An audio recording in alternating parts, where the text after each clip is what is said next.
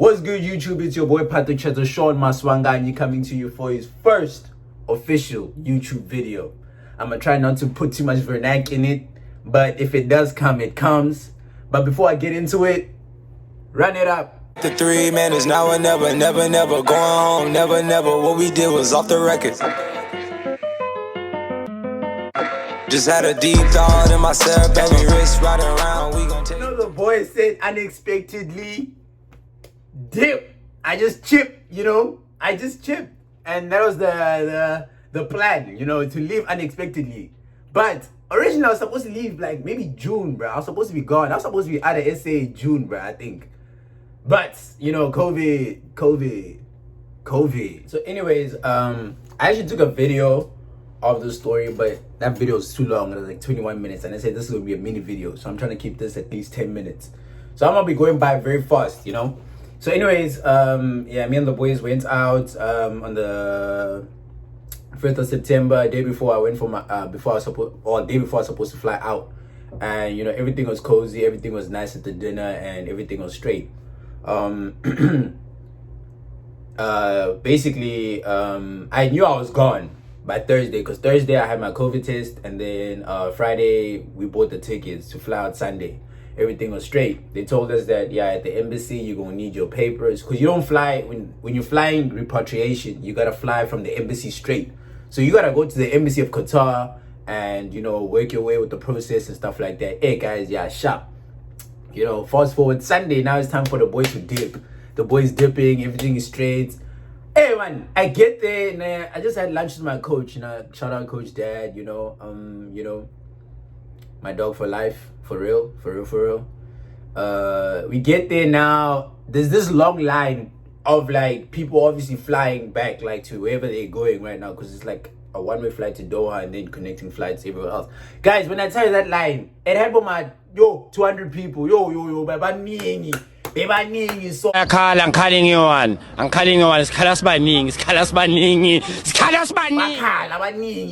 I saw that line. I'm like, nah, it's too long. This noise, it's fake news. I'm not gonna wait this whole line. I'm from Ekasi, so we're gonna force that line one way or another. The only line I won't try to force is Home Affairs. They the Obamba me and my tracks. There I know. But anyways, we make a plan. I see, as soon as I get there, I see Tendo, I see Olo, I see Lesego and Deeps or Depenyo. I'm like, gents, what are you guys doing here? It's a little reunion because I haven't seen Tendo or Olo in months because of lockdown also. And it was good to see them just before I dip. But they're like, hey, you're also dipping. I'm like, yeah, boy. I'm like, you niggas are leaving now. They're like, nah, we're not leaving now. We just capturing Depenyo and Lesego because they were just they're vying to Iowa for Diski. I mean, Yonkinto was straight.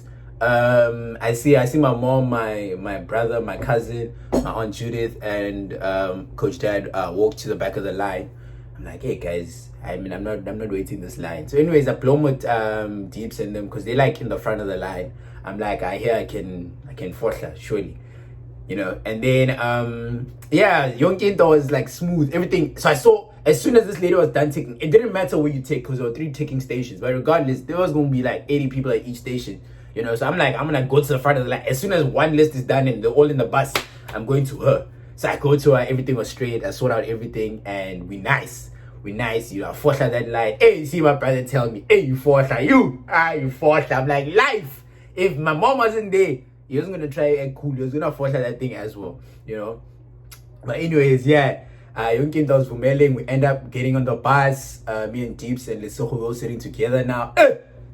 Baningi. And then I look left. Hey, this is Phil Pop, bruh. He's wearing gloves that are so torn and they're like green.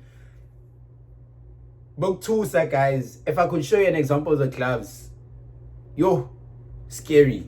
Anyways, I let him. I'm like, I hope he doesn't touch me because Anyways, the bus goes there. We get to Oratambo. We get there in like an hour and 10 minutes or so. Guys, did these people not make us wait at the airport for like 3 hours before we actually get in? We're outside the entrance to the airport. We sat in a bus for 3 hours. Ask Lesego or Depenyo.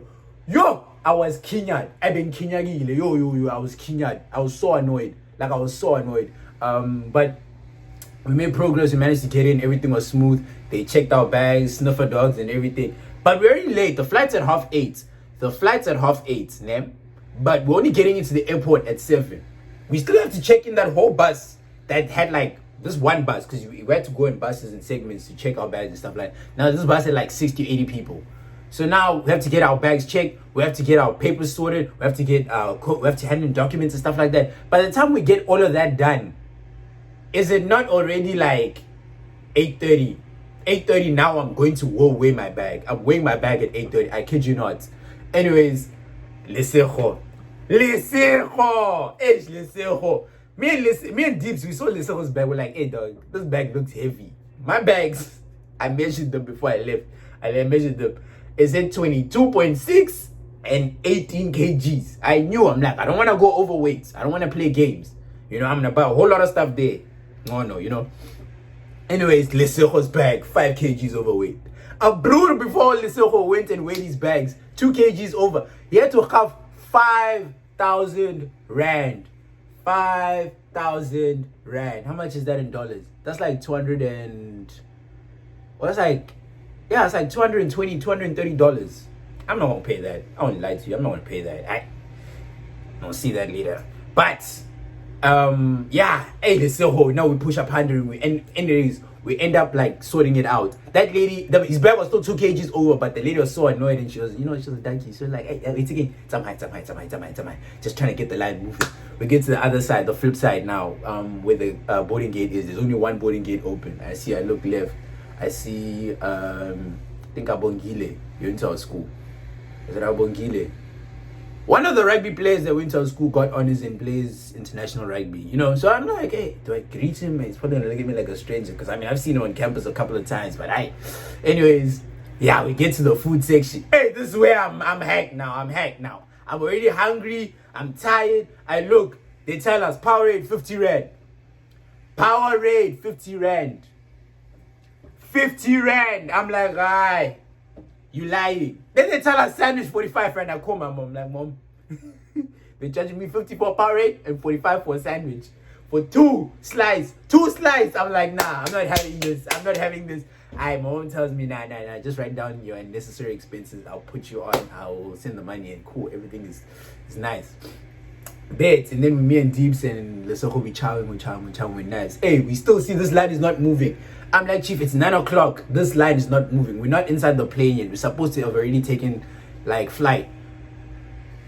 We're still in the same place. We're still there watching that line. There's even a photo went by that bench. That's how laid back I was, you know. But yeah, we end up getting in the flight at like 10:30. 2 hours later, 2 hours after the original time was supposed. That's when we're getting in. We took off in like 15 minutes after that. So now it's 9:15. We're taking off. I'm like, yo guys, we late. Then I looked at the stopover time when I get in Doha. It was an hour and a half. So I'm like, so already I'm over my stopover time, and there's no ways, you know, when a flight says it's gonna get there at a certain time, it's gonna get there at that time. So I saw the estimated time. I'm like, I'm gonna get there when my flight basically takes off. I get to Doha, guys. I'm texting everyone, you know, people are getting touched now, because I'm like sending, like, you know, people like my favorites that like I didn't tell that I'm leaving. I'm like, yo guys, yeah, by the way, I'm in a plane right now halfway across the world, you know.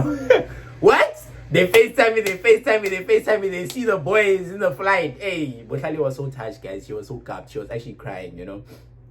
I felt for her, but I love you, sis. You're my dog, you know. I told Asanda, and then I told like my other boys as well. They were touched. Then I post a photo just after I land in Doha that says vendor. People were hacked. I think I have that too. Anyways, yeah, we take off from Doha now. Just as I land in Doha, we get out the flight. I'm stretching. I'm speaking to Deeps. Hey, I see this guy coming on the board that has my name and surname, saying, Houston, we're leaving now. He couldn't read my name, obviously. And then I'm like, hey, wait, that's me. I'm the only one on that board. I'm the only one from South Africa who's going to Houston, like that. So now I'm stressing. Now they put me on a car, little scooter, and you know, I get on that scooter, they drive me around, it's vibes. And then I get in the flight, everyone's just looking at me, I don't care, these people are never gonna see me in my life. That plane only had like 40-50 people, so everything was straight. Fast forward, we're in the air now. I'm texting people are touched, people are congratulating me though, what they're happy for me, everything was cute, Jonkinto was nice. And then as soon as like 2 hours into the flight, I get an SMS from the Qatar thing. It's saying your baggage QR713, QR714 is not in the flight. I'm like, you gonna tell me this 2 hours after the flight? I'm 2 hours. I'm halfway across Europe right now. I'm flying over Europe. You're gonna tell me my bags are not here right now? I was so touched. So I tell my coach, I'm like, hey coach, my bags are not in the flight. Wada. Says, don't worry, we'll get it sorted once you land here. Just focus on getting here safely and sound and wada, and going through customs. I'm like, bet. So I land now in Houston. Don't have bags and everything. I posted a snap saying, Houston, what's up? That was the last snap I posted for the next 4 hours. And here's why. So I get inside. It's time for me to check in everything right now. I'm checking in my stuff. They stamping and all that. After they stamp, guys, before they stamp, that lady looks at me. She's like, where's your original I-20? I'm like, here's my original. She's like, no, this is not the original. Hey guys, I'm already starting to shake now. Now I was keeping calm. I was like, I thought everything was sorted. I'm like, hey, what do you mean it's not the original? It's like, this is not the original. This is scanned. I'm like, yeah, it's scanned because I don't think they could send documents via, whatever, because of COVID. It's like, no. We need the original right here, right now. I'm like, what can I do? She tells me I can't go on my phone. I'm like, what am I supposed to do now? What am I supposed to do? She's like, you know what? Of course, I'm a Chinese guy. This guy came, tells me to get off my phone again. Tells me to go to customs. Yo guys, that room there, not jail. Like it's like prison talk. It's scary. It's just seats there. You can't use your phone. You can't do anything. Can't speak to anyone. Hey, dog, the ladies there giving me attitude. I'm like, yo, now I'm scared. I tried plead my case to this lady. She's not trying to hear me. I'm like, yo, dog, I don't know what else to do. Now I'm trying to find an email, but the signal is not working inside the building. That particular room, the Wi-Fi doesn't work, the signal doesn't work. Forget it. If you're trying to chase in that room, it won't work. So now I can't tell my coach that I'm here. My coach is downstairs, he's stressing and everything. I wait 4 hours in that whole room just for 2 pages that have 2 takes to tell me to submit these documents and I'm good. 4 hours. I watched people come and go. I slept. I woke up. I slept. I woke up. I slept. I woke up. Dude, I was so tired. Like, I was actually so tired. I was scared. Because first, anything can happen. They can really deport you. They can just say, hey, because that lady told me, she's like, currently you are inadmissible into the country. I told her, I just want to tell my coach I'm here. She's like, first of all, you're inadmissible in the country. I'm like, now I'm scared. Because like, they can really book me a return flight that Wednesday and tell me, hey, be out. You're inadmissible. I don't know how you came here. What. Like, I'm like, hey, now I'm scared. Like, I'm scared. They're telling me that, yeah, I'm hearing some people are getting asked to, you don't have the proper documents. You're going to have to wait for the bus to take you back to wherever you came from. What. I'm like, now I'm scared. I'm like, I'm not sure what's going to happen here. Imagine I flew all the way here just to be sent back. What am I going to tell people at home? That's embarrassing. Yo, God's grace. Fast forward. The boys, papers communicate, everything. They say you can leave now. They gave me 2 pages. I walk downstairs. I see my coach. My coach is downstairs. He's the only one there. The airport's basically closed. I got there at 4, bruh. I landed at Houston at 4. I only left at 8 in the evening. Now now I'm like I hugged my coach. Like, I was crying, guys. Like I had tears in my eyes. I was even shaking. When you speak with the, like, that's how I was sounding. Like, I was so scared. Like, guys, there's no greater fear than being deported after so much work. Like, dude, they ask you to leave. That is scary stuff. But luckily the documents communicated, the heavens aligned, and everything was straight, everything was cozy. And then we went shopping because I still had, guys, all I had was a backpack. Was my Adidas South African backpack. That bag only had spikes, tracksuit pants, tracksuit jacket, blanket, and Crocs. That's all I had. And my cards and my passport. That's all I had going into a new country. I had to wait for my luggage. My luggage only got there on Friday. Guys, when I tell you that week I was going through it. I had to go to Target. I had to go to IKEA. Just buying everything. I had to buy clothes for the week. So dude, guys, I was in the trenches that first week. That's why I didn't even post much when I was like here the first week. But I didn't post much because I was capped inside. I was going through it. I didn't have textbooks. most of my classes, my lecturers are telling me that, hey, you missed this, you missed this, you missed this, you missed this. I'm trying to piece everything together. I'm trying to piece together my training schedule as well. I'm trying to figure out my way. I don't have a phone with signal. Guys, I was just in the trenches that first week. Like, it was just Yonki to be messed up. But you know, the boys Dax, he persevered, and everything was straight. And we're here now, week 5, week 6 doing this, you know. We straight, like we're good. We're actually good now. We settled, you know. I know my way around campus. I know who to ask if I need a ride for groceries, you know. And I thank God for that. I won't lie to you. Like, oh, guys, I was scared. Like, even till today, I'm still waiting because like, they were supposed to get back to me. I guess everything is sorted now. But, yo, guys, the moral of the story: if you need to double check. Don't even think twice. Like, you don't need to stress yourself the way I did. Like, I was literally caught shaking. Like, I was just shaking. But we here. That is my story, guys.